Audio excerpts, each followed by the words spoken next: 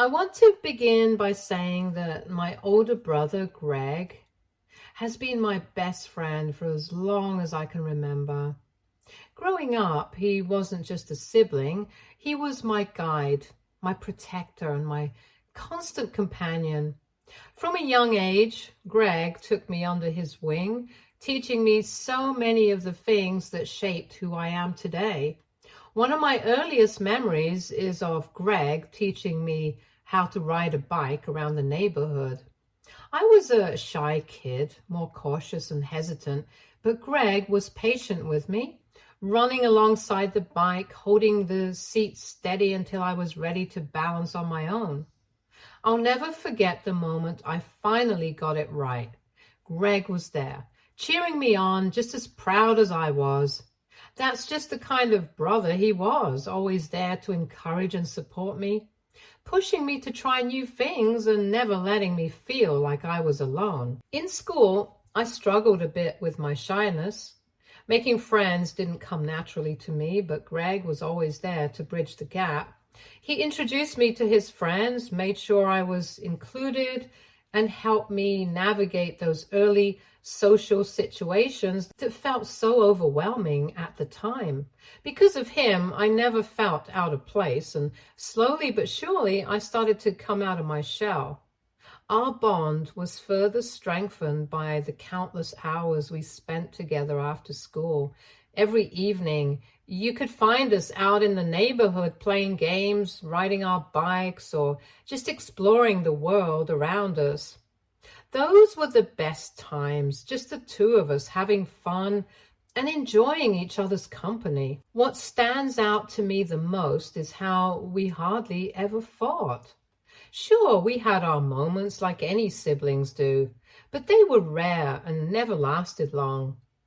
Out of the two of us, Greg has always been the more good-looking one, and it's something I noticed early on in my life.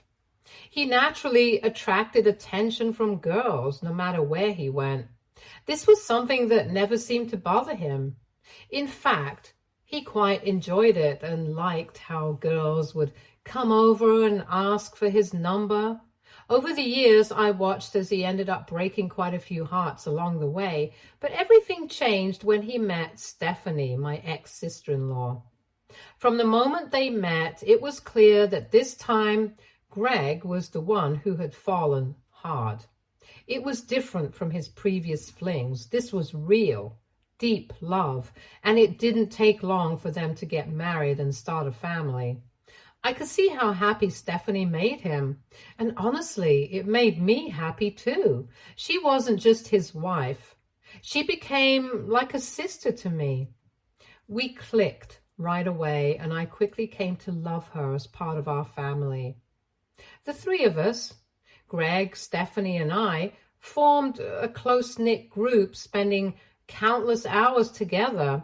Whether it was having drinks, throwing parties, or just hanging out, we always had a great time. Stephanie fit right in, and I couldn't have been more thrilled to have her in our lives. Then, when I met my wife, who was at the time my girlfriend only, Chloe, I was eager to bring her into the fold. I wanted her to experience the same sense of belonging and camaraderie that I had with Greg and Stephanie. Luckily, Chloe and Stephanie hit it off immediately, and they became fast friends, and it was such a relief to see how well they got along. Greg and I were both over the moon about it. Our little group had grown, and now it felt even more complete. Looking back, I never saw any issues within our group. To me, everything seemed perfect. We were all close, supportive of one another, and genuinely happy. Maybe it was because I was so caught up in the joy of it all, but I honestly never noticed any red flags. It's possible that I was too focused on the good times we were having to see anything else. That's why when Stephanie called me in tears one day while I was at work, asking to meet up with me, I knew something was seriously wrong. The urgency in her voice and the fact that she specifically asked me not to tell Greg made me even more concerned. I agreed to meet her without hesitation, knowing that whatever it was, it must have been something big. We met at a small cafe near my office. I walked in and saw Stephanie sitting there looking miserable. Her face was puffy and red, and she looked like she had been crying all night. My heart sank. I immediately went over, gave her a hug, and asked her what was going on, trying to prepare myself for whatever she was about to tell me. And that's when she broke down completely, barely able to get the words out as she slowly confessed that she had caught my brother, Greg, talking to another woman who was apparently his co-worker. I was stunned. My mind raced trying to make sense of what she was saying. Stephanie went on to explain that she had found them exchanging inappropriate pictures with each other. They had also apparently sent each other "I love you" messages twice. I was in disbelief. I had genuinely thought Greg had turned a new leaf after meeting Stephanie, and that he was committed to his family and had left his old ways behind. This revelation felt like a punch to the gut. As she spoke, I could see the pain in her eyes, and I knew this wasn't just some misunderstanding. Stephanie showed me the screenshots, and as much as I didn't want to believe it, there it was, clear as day. My brother, who I thought had changed, was back to his old ways, risking everything for the sake of an affair with his co-worker. The pictures they had exchanged were so inappropriate that I felt ashamed on behalf of my brother. I asked Stephanie what she planned to do next and whether she had confronted Greg about what she had found, and she shook her head, explaining that she hadn't said anything to him yet. Instead, she had made up her mind to quietly move out with their child and go to her parents' place before letting Greg know about the affair. Her voice trembled as she told me this, and I could see the fear in her eyes. She was scared of how Greg might react when he found out she knew. I tried to reassure her, telling her that Greg would never lay a finger on her, but she countered by saying that she thought she knew Greg too, and clearly he wasn't the person she believed him to be, so she didn't want to take any more risks with him. That hit me hard. I understood her fear and her reasoning. If he could betray her like this, what else might he be capable of? It wasn't just about the affair, it was about trust, or rather, the complete shattering of it. Seeing her so vulnerable, I told her that if she needed anything at all, she could call me and I would be there to help. She nodded, still clearly shaken, and I hope my offer of support gave her some small sense of comfort in the midst of the chaos her life had suddenly become. Then, as if everything Stephanie had already told me wasn't bad enough, she hesitated for a moment, looking as though she was weighing whether or not to say more. Finally, she took a deep breath and told me there was something else I needed to know. Her eyes avoided mine as she spoke, and I could feel a sense of dread creeping over me. What could possibly be worse than what I'd just heard? Stephanie then told me that she had come across some very alarming messages exchanged between Greg and my girlfriend, Chloe, as well. My mind struggled to process what she was saying. I frowned in confusion, not quite able to believe what I was hearing. But then she showed me the screenshots, and my confusion only deepened as I looked at the evidence right in front of me. The messages between Greg and Chloe were frequent, far more so than I had ever imagined. They seemed to be talking almost daily, which was odd to say the least.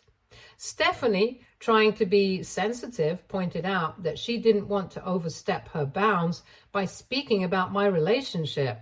However, she couldn't help but notice that despite how close she and I were, we didn't communicate nearly as often as my girlfriend and my brother did. I stared at the messages, feeling a mixture of disbelief and a growing sense of unease.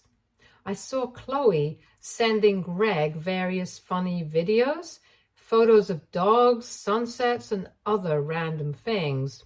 On the surface, these seemed harmless enough, but what troubled me was the fact that Chloe never sent me those kinds of messages. It was strange, and I couldn't help but wonder why she was sharing these moments with Greg instead of with me. Stephanie emphasized that this exchange might be completely innocent, but given what she had just learned about Greg's infidelity, she felt it was only right to bring this to my attention. She didn't want me to end up blindsided the way she had been, and I could tell she was genuinely concerned for me. I could see where she was coming from, and as much as I wanted to believe that there was a perfectly reasonable explanation for the messages, I couldn't ignore the pit in my stomach. I thanked Stephanie for telling me. Knowing how difficult it must have been for her to bring this up, I assured her that I would definitely talk to Chloe about it and get to the bottom of what was going on.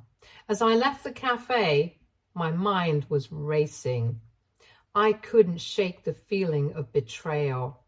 Not just for Stephanie, but for myself as well. What if there was more to this? What if Greg wasn't just betraying Stephanie, but me too? I needed answers, and I knew the only way to get them was to confront Chloe and find out the truth. When I finally gathered the courage to confront Chloe about what Stephanie had told me, I approached the conversation as gently as I could. But as soon as I brought it up, her reaction was immediate and intense. She seemed almost offended that I would even think to question her about it. She called the whole thing ridiculous, and before I could even get another word in, she shoved her phone into my hands, telling me that I could go through it if I really wanted to. The situation quickly escalated, and I found myself trying to calm her down, reassuring her that I did trust her. My intention wasn't to accuse her, but simply to understand why she was sharing these videos and photos with Greg and not with me. But instead of addressing my concerns, Chloe flipped the narrative. She argued that I never appreciated things like she did, and that Greg and she had more in common when it came to those interests. Hence, she would text him about it. She went on to assure me that she saw Greg as a big brother, just like I did, and insisted that she would never cross any lines. The way she put it all sounded so reasonable, and in the heat of the moment, I started to feel guilty for even bringing it up. The last thing I wanted was to seem like I didn't trust her and that I was being paranoid, so I ended up apologizing to her instead, feeling bad for having doubted her in the first place. But now, looking back on that conversation, I realized that Chloe was probably gaslighting me the entire time. I wish I hadn't let her talk me out of my instincts. I should have seen the red flags for what they were, but instead I let myself be convinced that I was overreacting. If I had let myself believe the signs, maybe things would have turned out differently. Long story short, Greg and Stephanie's marriage ended in a nasty divorce.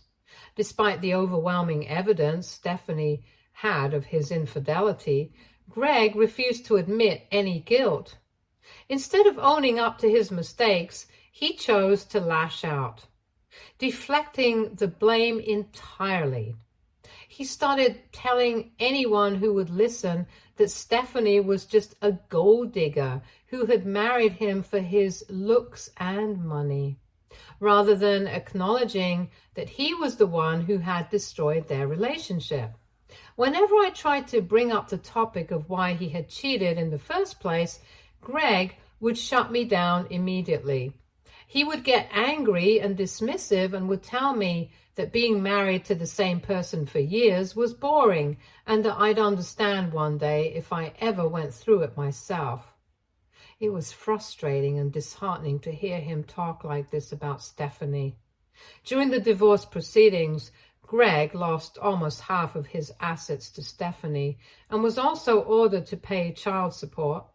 This only fueled his bitterness, and he spiraled further into his self-destructive habits, and as a result, his behavior became even more increasingly erratic. He started drinking heavily, and most nights he would show up at my house completely blacked out from alcohol, only to crash on my couch.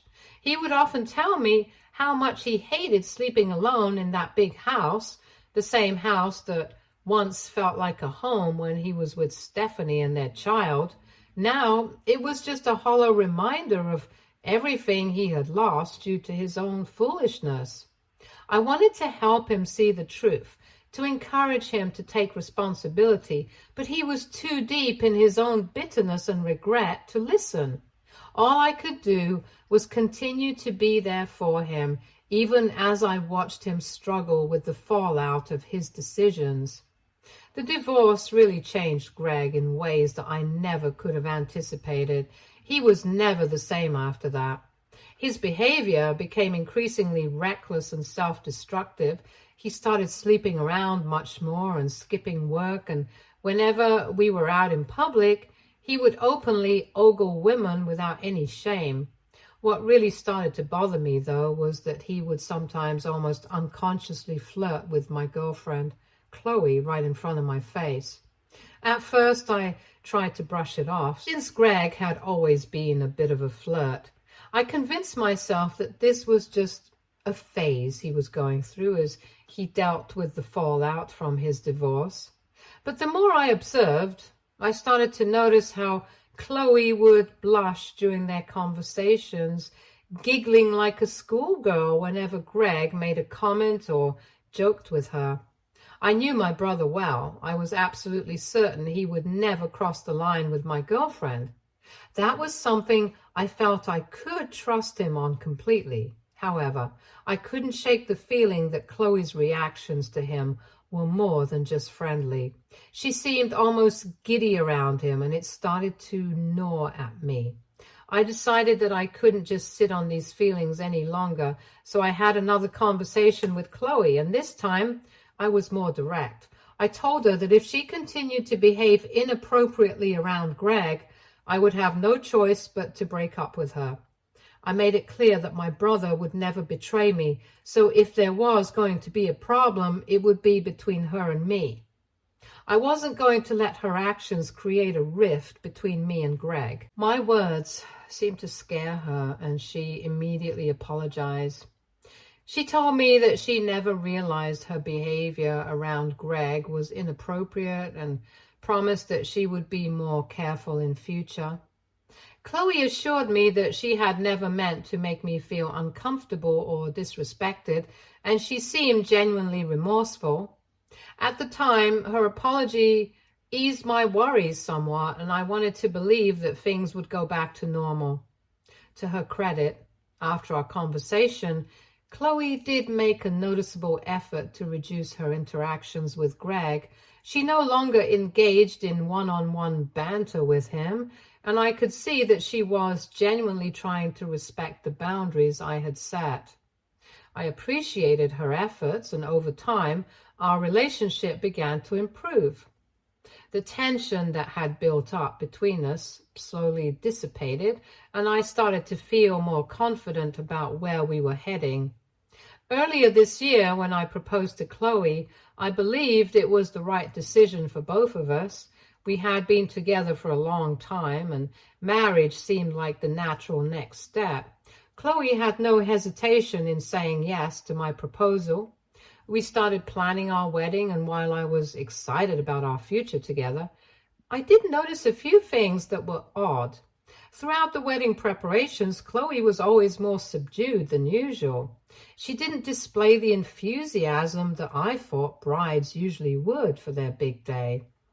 I tried not to overthink it at first, chalking it up to her being an overthinker by nature.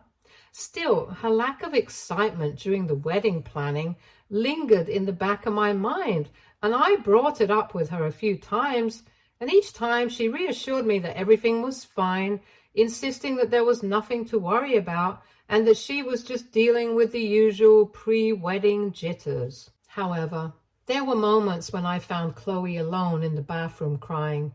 When I asked her about it, she would dismiss it, saying that the stress of planning the wedding was getting to her, but that she was okay. Her explanations never quite satisfied me, but I didn't push too hard, wanting to believe that she was just overwhelmed by everything that comes with being a bride. Meanwhile, my brother Greg was incredibly supportive of my upcoming wedding. He seemed genuinely happy for me and went out of his way to make sure everything was perfect for my big day. He even organized a grand bachelor party for me that he paid for, insisting that I needed to enjoy my last night as a single guy. We had a great time with our friends, and yesterday I arrived at the wedding venue feeling confident that everything would go smoothly. I had been told that Chloe had arrived earlier and was in the bridal suite getting ready with her bridesmaids. So I didn't have any reason to worry. Greg, our friends, and I got dressed for the ceremony, and my parents came by to congratulate me. They were overjoyed that I was finally getting married, and seeing how happy everyone was for me added to the excitement of the day. The wedding itself went off without a hitch, and when I saw Chloe for the first time in her wedding gown, walking towards me down the aisle, it felt like a dream. She looked absolutely stunning, and I could hardly believe that this beautiful woman was about to become my wife. It was a moment I'll never forget, and I was overwhelmed with emotion as we exchanged our vows. After the ceremony, the celebration moved to the reception and the party was in full swing. Chloe was smiling, but something about her smile seemed a bit off, almost as if it were forced. I couldn't shake the feeling that something was bothering her, so I kept checking in on her periodically while also mingling with our guests. Every time I asked if she was okay, she assured me that she was fine, but I couldn't help but notice her tension. In the middle of the celebration, Greg clinked his glass to get everyone's attention. He stood up to give a speech talking about how proud and happy he was for me. He joked about how he couldn't wait to see miniature versions of me and Chloe running around, which got a laugh from the crowd. I turned to look at Chloe, expecting her to be smiling along with everyone else, but instead, she looked furious. Her eyes were locked on Greg, and she was staring daggers at him. I leaned in to ask her what was wrong, but she didn't say a word. She just kept her gaze fixed on Greg as he continued his speech. I started to feel uneasy, sensing that something wasn't right. As Greg wrapped up his toast, other guests then took turns congratulating us and offering their well wishes. Throughout all of this, Chloe remained silent, her only response being to drink more champagne. I knew she was a light drinker, and seeing her down glass after glass made me even more concerned. As the night went on, Chloe's father took the microphone to say a few words. He spoke warmly about how happy he was for us and how grateful he was to have me as his son-in-law. His words were kind and heartfelt, and I smiled, raising my glass in a toast.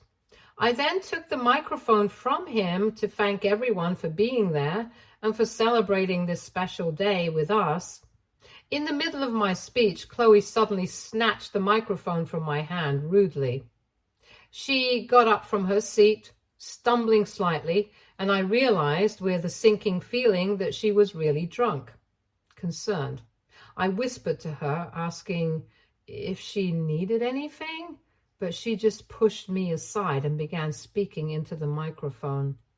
She started with, "I know everyone here is celebrating me and Greg.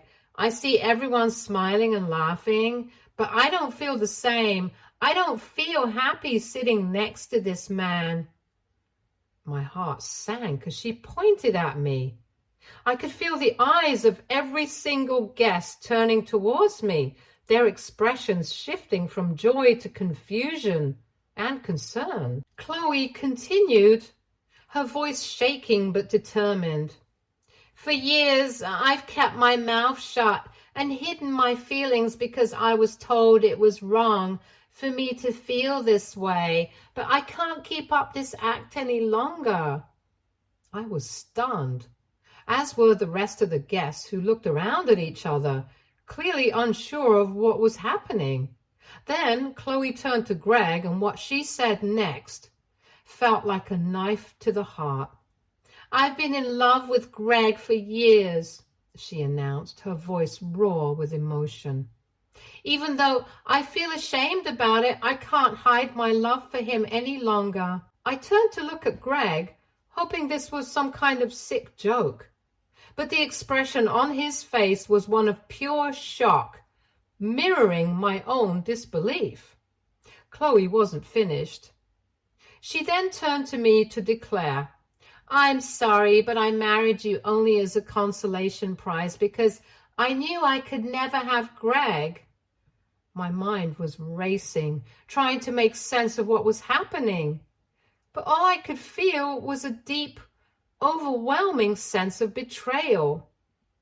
Before I could react, Chloe's father appeared behind us and quickly snatched the microphone from Chloe, while some of her brothers rushed over to try to pull her away into a room so that she could calm down. Chloe, however, was not done. She kept shouting Greg's name, her voice echoing through the hall as she struggled against her family. I stood there, utterly humiliated, unable to move or speak. Everything around me seemed to blur as the weight of what had just happened settled in. Greg and my parents rushed to my side, their faces full of concern and disbelief as they asked me if I was okay. All I could feel was numbness. The room had fallen into stunned silence, the festive atmosphere now replaced with awkwardness and discomfort. The woman I had just married, the one I had planned to spend the rest of my life with, had confessed in front of everyone that she loved my brother and that I was nothing more than a consolation prize to her. It felt like my world had come crashing down around me on what was supposed to be the happiest day of my life.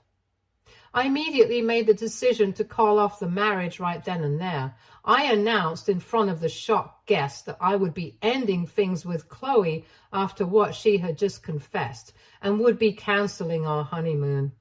I apologized to everyone for the scene, my voice shaking with a mix of anger, betrayal, and sadness.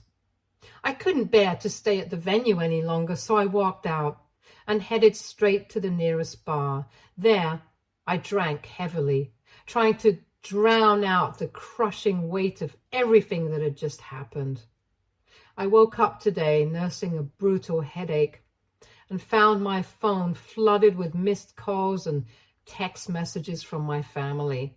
My family, including Greg, had been trying to get in contact with me all night. They had expressed their concern and support for my decision to divorce Chloe. However, Chloe's family has a different perspective. Her father and brothers have tried to reach out to me, urging me to hear Chloe out and suggesting that her confession at the wedding was a fluke and that she was just too drunk. They are pushing for a chance to talk things over and to reconsider my decision to divorce her. But the messages from Chloe's mother have me reeling. Her mother has argued that as much as she is embarrassed after what her daughter has done, she believes that Chloe's confession wouldn't have happened if there wasn't some truth to it, suggesting that my wife's feelings for Greg are genuine. What is more shocking is that she even has the audacity to suggest that I should give Chloe and Greg a chance by allowing them to go on the honeymoon I had booked so that they both can see if there is a real connection between them. I almost want to vomit after reading this message. AITA, if I proceed with divorce from Chloe. Update 1. I've received a lot of messages and comments regarding this situation, so I want to clarify a few things to address all of your doubts. First, no, my brother hasn't betrayed me. If he had been involved in anything inappropriate with Chloe, she would have definitely mentioned it at the wedding. This situation is clearly one-sided. It's Chloe who has feelings for my brother, and my brother has clearly never reciprocated. And secondly, I've spoken with Greg as well regarding this, and he has expressed deep remorse for everything that's happened. He has assured me repeatedly that he would never betray me like this. Yes, I'm aware of his past infidelity with his ex-wife, which is a serious concern, but I know he would never do this to me in a million years. Update 2. A few days after the fiasco, I finally had a chance to have a conversation with Chloe alone. She looked utterly miserable when we met, her face streaked with tears. I tried to remain composed in front of her and firmly told her that I was moving forward with the divorce and that there was nothing that she could say or do to change my mind. Chloe nodded in understanding and apologized repeatedly, expressing regret for calling me a consolation prize. However, she never once apologized for her declaration of love for Greg. Instead, she admitted that she had developed feelings for my brother over the years, but knew that even if she had confessed to him, he would have never crossed the line.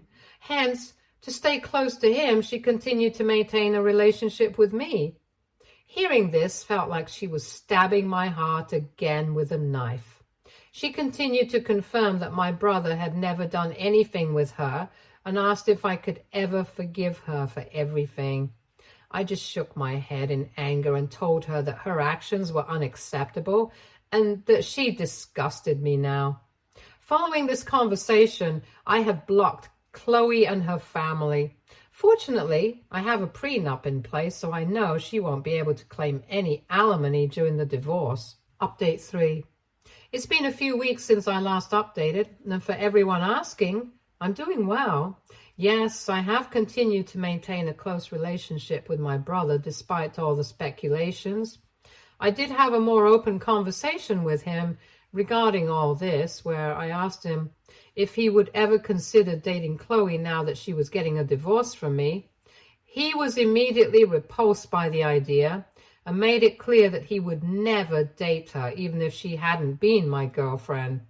My brother emphasized that Chloe is simply not his type, and that it's delusional for her to have developed feelings for him. I also pointed out to him how he had sometimes flirted with Chloe in the past, and Greg immediately apologized to me for his behavior. He told me that he had never noticed doing anything inappropriate, but that he would be more careful around my future partners from now on. Greg assured me that he loved me more than anyone else and would never do anything to hurt me. I believe him, and I am grateful for the support of my family during this tough time. I think I'll be okay. Stay tuned for more stories from Argo Relationships.